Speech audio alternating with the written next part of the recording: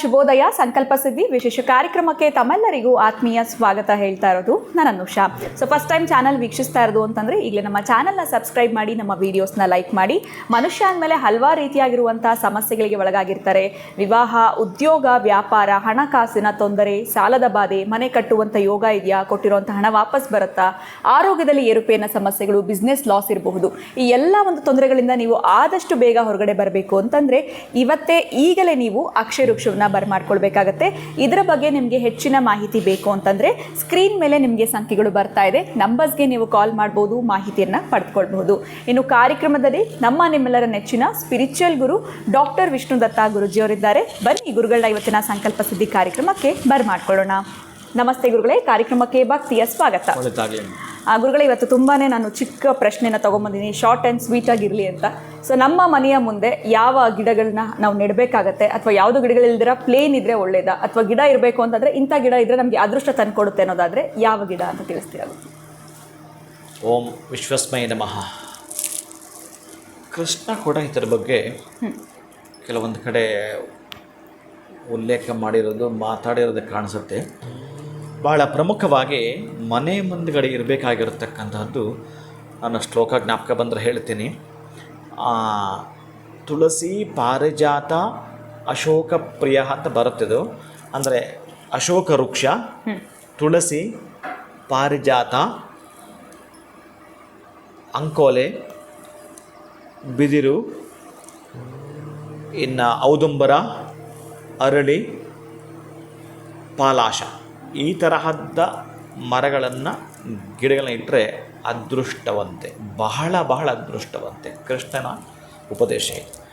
ಕೃಷ್ಣ ಹೇಳ್ತಕ್ಕಂತಹದ್ದು, ಈ ವೃಕ್ಷಗಳ ಆ ಒಂದು ಕಾಸ್ಮಿಕ್ ಎನರ್ಜಿ ನಮಗೆ ಕೊಡಬೇಕಾದ್ರೆ ಮಾರ್ನಿಂಗ್ ಆಕ್ಸಿಜನ್ ಜೊತೆಗೆ ನಮಗೆ ದಯಪಾಲಿಸ್ತಕ್ಕಂಥ ದಿಶಕ್ತಿ ಹೌದು, ಬಹಳ ಅದೃಷ್ಟ ಈ ವೃಕ್ಷಗಳು. ಅದು ಅಶೋಕ ವೃಕ್ಷ ಏನಾದರೂ ಮನೇಲಿ ಇತ್ತು ಅಂತಂದರೆ ಇವನ್ನೆಲ್ಲ ಶೋಕ ಇಲ್ಲ ಅಂತಲೇ ಅರ್ಥ.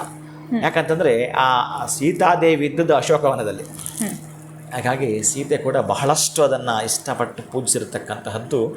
ಅಶೋಕ ವೃಕ್ಷ ಎಲ್ಲಿದೆಯೋ ದಿಢೀರ್ ಅವ್ರಿಗೆ ಎಂತಹದ್ದು ಬೇಕೋ ಆ ಕೆಲಸಗಳಾಗಲಿಕ್ಕೆ ಇರತಕ್ಕಂತಹದ್ದು ಅಶೋಕ ವೃಕ್ಷ, ಪಾರಿಜಾತ, ಈ ತರಹದ್ದು. ಆಮೇಲೆ ಸುಗಂಧ ಭರಿತವಾಗಿರತಕ್ಕಂಥ ಪುಷ್ಪಗಳನ್ನು ಕೂಡ ಇವರು ಹಾಕ್ಕೊಳ್ಬಹುದು.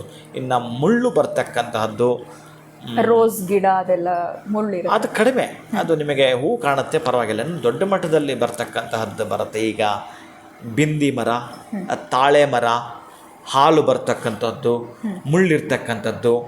ಈ ಹಾಲು ಬರೋಂಥದ್ದು ಯಾವುದು ಕೂಡ ಇರಬಾರ್ದು ಮನೆ ಮನೆಗೆ. ಆಮೇಲೆ ಇನ್ನೂ ಬಿಳಿ ಎಕ್ಕದಂತಾರೆ ಕೂಡ, ಅದು ಇರಬಾರ್ದು. ಬಿಳಿ ಎಕ್ಕದ ನೀವು ತೊಗೊಂಡು ಪೂಜೆ ಮಾಡ್ಬೋದು, ಆದರೆ ಮನೆ ಹತ್ರ ಹಾಕ್ಕೊಳ್ಳಂಗಿಲ್ಲ ನೀವು ಬಿಳಿ ಎಕ್ಕದನ್ನು. ಅದು ದೇವಸ್ಥಾನ, ಇಲ್ಲಾಂದ್ರೆ ಮಠಮಾನ್ಯಗಳು ಅಂತ ಸೂಕ್ತ ಅಲ್ಲ, ಸಾಧ್ಯವೇ ಇಲ್ಲ. ಈ ಪಪ್ಪಾಯಿ ಎಲ್ಲ ಹಾಲು ಬರೋವಂಥದ್ದು ಅದು ನಿಮ್ಮ ಮನೆಯ ಮುಂದೆ ಇರ್ತಕ್ಕಂಥದ್ದಲ್ಲ. ಪಾರಿಜಾತ, ಅಶೋಕ ಇವತ್ತು ತಂದು ಅವ್ರ ಮನೆ ತೆಗಿತಾರೆ ಅಂತಂದರೆ ಅದ್ರ ಜೊತೆಗೆ ಬರುತ್ತಂತೆ. ಏನು ಐಶ್ವರ್ಯ ಮಹಾಲಕ್ಷ್ಮಿ ಆ ಗಿಡಗಳ ಜೊತೆ ಬರ್ತಾಳೆ ಅನ್ನೋದು ಸೂಕ್ತವಾಗಿರ್ತಕ್ಕಂಥ ಉತ್ತರ. ಯಾವುದು ನೀವು ಕೇಳಿರೋಂಥ ಪ್ರಶ್ನೆಗೆ. ಇನ್ನು ತುಳಸಿ ಆಬ್ವಿಯಸ್ಲಿ ಇದ್ದೇ ಇರುತ್ತೆ. ಅರಳಿ ಮರದ ಬಗ್ಗೆ ಕೇಳಿದ್ದಾರೆ, ಆದರೆ ತುಳಸಿ ಇದ್ದದ್ದು ಏನಿದೆಯೋ ಅದೊಂದು ಅವರ ಮನೆ ಒಂದು ಕ್ಲಿನಿಕ್ ಇದ್ದಂಗಂತೆ, ರೋಗಗಳು ಬರದಂಗೆ ತಡಿತಾಳೆ ಅಂತಕ್ಕಂಥದ್ದು ಕೂಡ ಅದು ವೈಜ್ಞಾನಿಕವಾಗಿ ಹೇಳುವಂಥದ್ದು. ಆದರೆ ಅಶೋಕ ಆ್ಯಂಡ್ ಪಾರಿಜಾತ ತರ್ತೀವಿ. ಇನ್ನು ಸುಗಂಧ ಬರುತ್ತೆ, ಅವ್ರಿಗೆ ಗೊತ್ತಿರ್ತವೆ, ಅವೆಲ್ಲ ಕೂಡ ಮಾಡ್ಕೊಳ್ತಾರೆ. ಪ್ರಧಾನವಾಗಿ ಇವೆರಡಿತ್ತು ಅಂತಂದರೆ ಐಶ್ವರ್ಯ ಅವರ ಮನೆ ಪ್ರವೇಶ ಮಾಡಿದ ಹಾಗೆ. ಖಂಡಿತ ಗುರುಗಳು, ಎಲ್ಲೋ ಒಂದು ಕಡೆ ಐಶ್ವರ್ಯ ಲಕ್ಷ್ಮಿ ಮನೆಗೆ ಬರಬೇಕು ಅಂತಂದರೆ ಮನೆಯ ಮುಂದೆ ನಮಗೆ ಯಾವ ಗಿಡ ಇದ್ದರೆ ಬಹಳ ಸೂಕ್ತ ಅಂತ ಈ ಒಂದು ವಿಡಿಯೋನಲ್ಲಿ ವೀಕ್ಷಕರಿಗೆ ತಿಳಿಸ್ಕೊಟ್ಟಿದ್ದೀರಾ. ಬಹಳ ಧನ್ಯವಾದಗಳು. ನಮಸ್ಕಾರ ಗುರುಗಳೇ. ಹರೇ ಶ್ರೀನಿವಾಸ. ಇವತ್ತು ಗುರುಗಳು ತಿಳಿಸಿರುವಂಥ ವಿಚಾರ ತಮ್ಮೆಲ್ಲರಿಗೂ ಇಷ್ಟ ಆಗಿದೆ ಅಂತ ಭಾವಿಸ್ತಾ, ನವಶಕ್ತಿ ಪೀಠಂನ ಪ್ರತಿಯೊಂದು ಅಪ್ಡೇಟ್ಸ್ನ ನೀವು ತಿಳ್ಕೊಳ್ಬೇಕು ಅಂತಂದರೆ ಡಿಸ್ಕ್ರಿಪ್ಷನಲ್ಲಿ ನಿಮಗೆ ಲಿಂಕ್ ಬರ್ತಾ ಇದೆ, ಅದನ್ನು ಕ್ಲಿಕ್ ಮಾಡಿದ್ರೆ ವಾಟ್ಸಪ್ ಗ್ರೂಪ್ಗೆ ಜಾಯ್ನ್ ಆಗ್ಬೋದು ಅಂತ ಹೇಳ್ತಾ ವಿಡಿಯೋನ ಮುಗಿಸುವಂಥ ಸಮಯ ಆಗಿದೆ. ನಮಸ್ಕಾರ.